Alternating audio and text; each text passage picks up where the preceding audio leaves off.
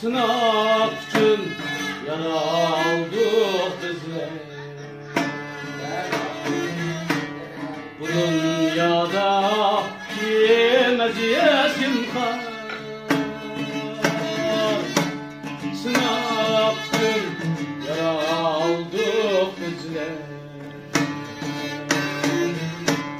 Bu dünyada kim eziyet kim kar.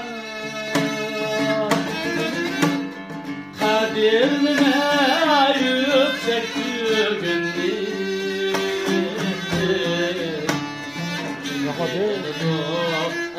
ettimle bak. Kadirime yüksek güvenli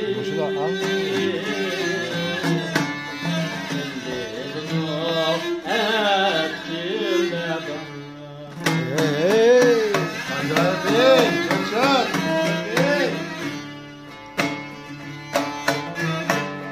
Can amanet bizlerim emek. Yüz yaşla niyeti saklı heves.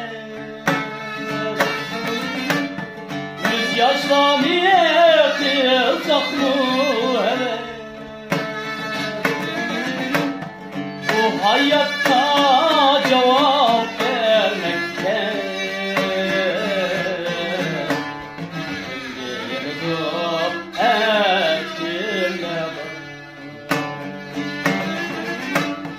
bu hayatta cevap vermekte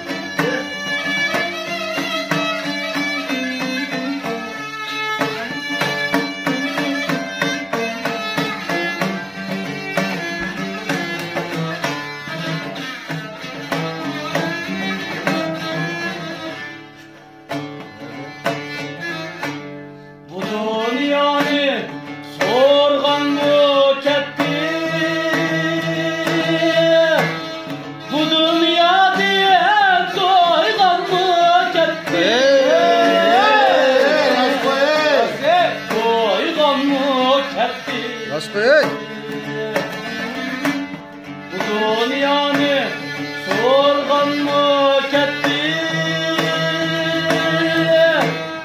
Bu dünya diye soygan mı ketti? Soygan mı ketti? Kim unutup kimni yad etti?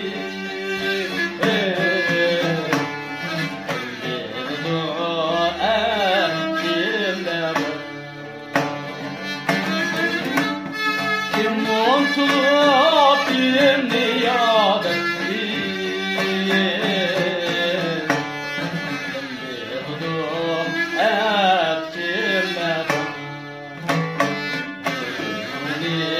Hadi